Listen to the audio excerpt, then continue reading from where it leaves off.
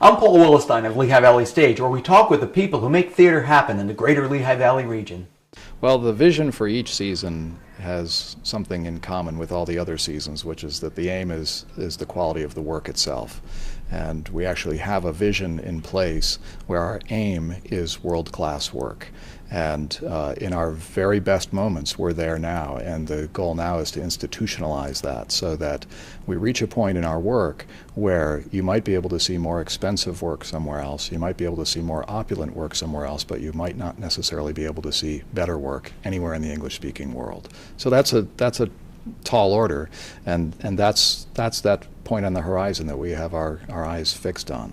So that starts with trying to choose great material, the content itself. Having Shakespeare at the center of our work helps a lot there, having the best plays ever written.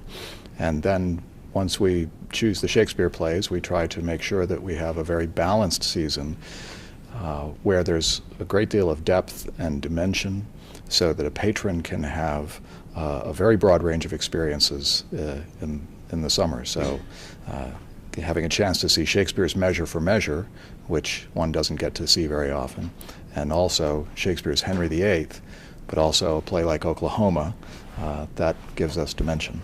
Now, I understand that this is the first time that the Pennsylvania Shakespeare Festival is doing Measure for Measure and Henry VIII. Correct. So I was wondering if you could talk a little bit about the Shakespeare canon and perhaps the number of plays that have been done here, Shakespeare plays, at the festival. The Shakespeare Festival is in its 22nd season, and this year, with Measure for Measure and Henry VIII, we will produce our 25th and 26th of Shakespeare's plays. So the next question is, well, how many plays did he write? And depending on how you count them, 37 to 39. There were several that he wrote with another playwright, with John Fletcher. But somewhere in there, if you answer 37, 38, or 39, you'll usually get it right on the SATs. Now let's talk a little bit about Measure for Measure, because I understand that this is now, I think, the third season that you're doing rep. Mm-hmm. And so let's talk about how Measure for Measure will be done in rep with the importance of being earnest. Right. So this is the third season where we've produced plays in repertory. So what that means is that the same company of actors is working on two plays at once when they get here. See, typically actors will arrive and they will be working on one play, and that play will rehearse, and then it will open, and then they'll conclude their work with us. In rep, the actors come in, and from the beginning they are alternating, usually splitting the day in half and working on one play and then working on the other play.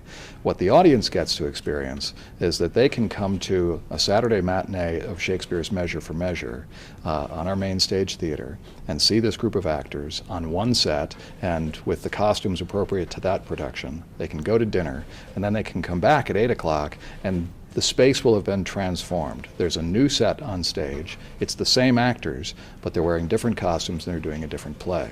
So they get to see the range of what an actor is capable of. So audiences love it. Actors love it. I think it actually elevates their game. They're more alive artistically. And so this year the audience can see in the same day or in the same week, whatever they prefer, Shakespeare's Measure for Measure and Oscar Wilde's The Importance of Being Earnest. Now those two plays have nothing in common. And that's the fun of it, is you get to see an actor stretch.